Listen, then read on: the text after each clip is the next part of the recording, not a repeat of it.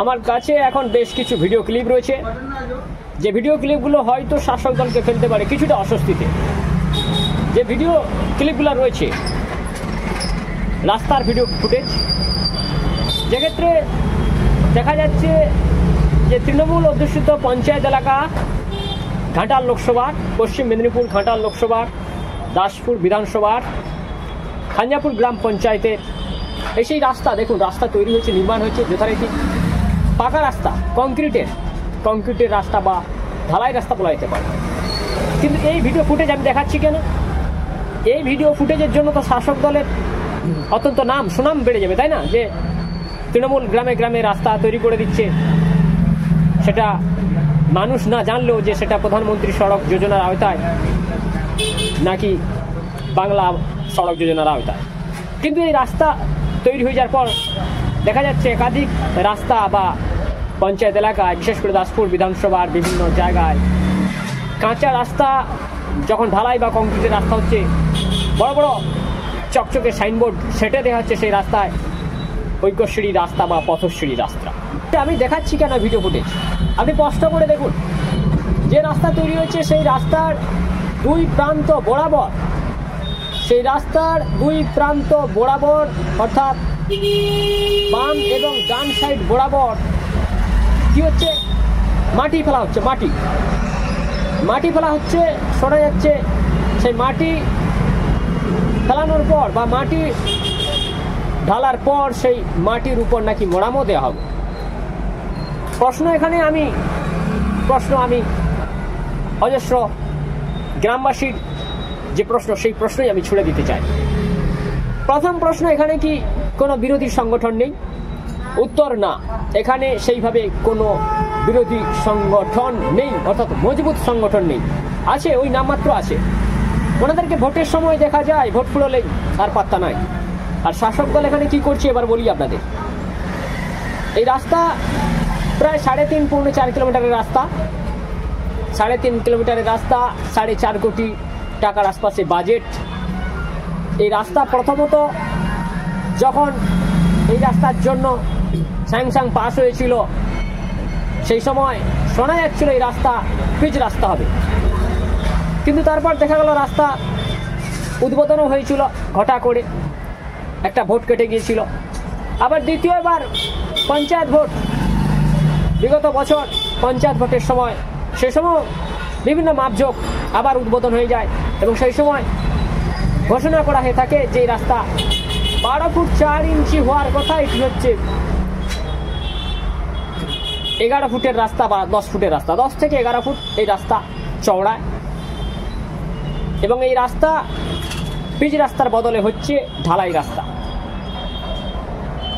তো পিচ রাস্তার বদলে এই ঢালাই রাস্তা হচ্ছে, কিন্তু এই দাসপুর বিধানসভার বিভিন্ন জায়গায় ঢালাই রাস্তাগুলা যে রয়েছে আমরা সেখানে পর্যবেক্ষণ করেছি। আমরা বিভিন্ন ঢালাই রাস্তা তাদের মজবুতি বা টেকসই কিন্তু পরীক্ষা করার চেষ্টা করেছি এবং দেখেছি কিছু কিছু জায়গায় 2 মাস 3 মাসেও রাস্তা কিন্তু বসে গেছে। ঢালাই বা কংক্রিটের রাস্তা বসে গেছে, অর্থাৎ রাস্তা খারাপ হয়েছে।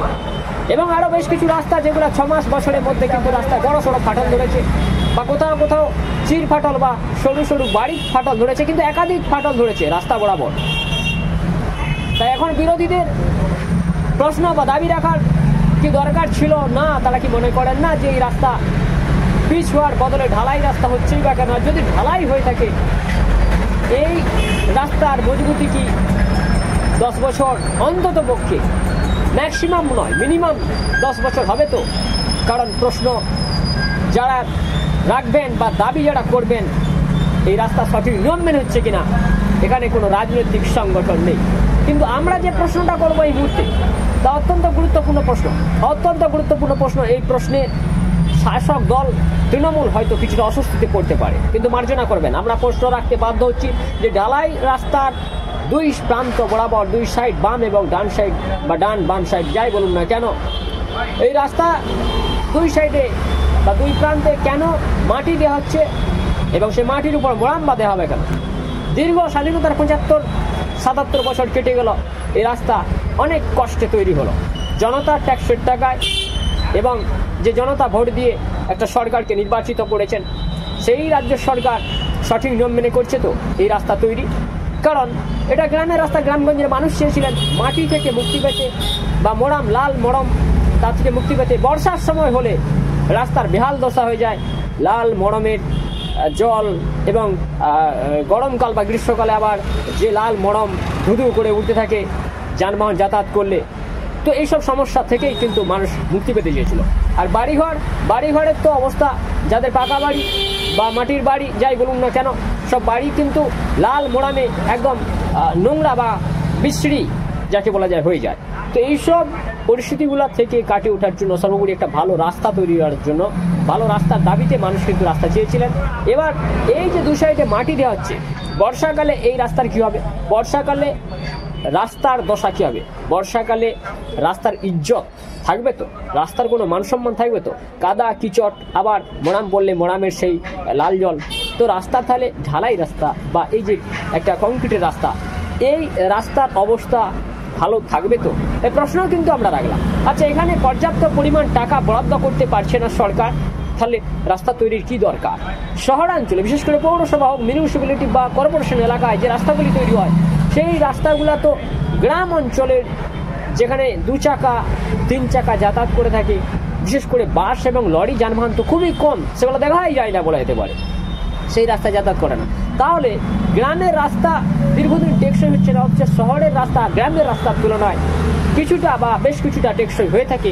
অন্ততপক্ষে লংজিভিটি কিন্তু গ্রামের রাস্তার তুলনায় শহরের রাস্তাগুলি দীর্ঘমেয়াদী হয়ে থাকে। এটা কিন্তু আমরা দেখছি বাস্তবে যা চিত্র। গ্রামাঞ্চলের রাস্তাগুলি 6 মাস বছরেই খারাপ হয়ে যায়। তো প্রশ্ন হচ্ছে, শহরাঞ্চলে রাস্তা তৈরি হচ্ছে যখন, সেই রাস্তা প্রান্তে বালি দেওয়া হচ্ছে, বালির পর তারপর যে ফুটপাথ বলা হচ্ছে 3 ফুট 3 ফুট করে 2 সাইডে যে চওড়া করা হচ্ছে গ্রামাঞ্চলের এই রাস্তাগুলিতে। তো শহরাঞ্চলেও চওড়া করা থেকে ফুটপাথ বলা হয় থেকে পায়ে চলার পথ, সেগুলোতে বালি দেওয়া হয় থেকে তারপর সেগুলোকে কিন্তু পাকা রাস্তা বা ঢালাই করে দেওয়া হয়, কোনো মাটি কোনো কাঁকড় থাকে না। তাহলে গ্রাম অঞ্চলের রাস্তা যখন তৈরি হচ্ছে, এই রাস্তা তো কোটি কোটি টাকার প্রজেক্ট, এবং রাস্তা কিন্তু প্রতি বছর হবে না, প্রতি বছর রাস্তা নতুনভাবে নির্মাণ হবে না, তৈরি হবে না।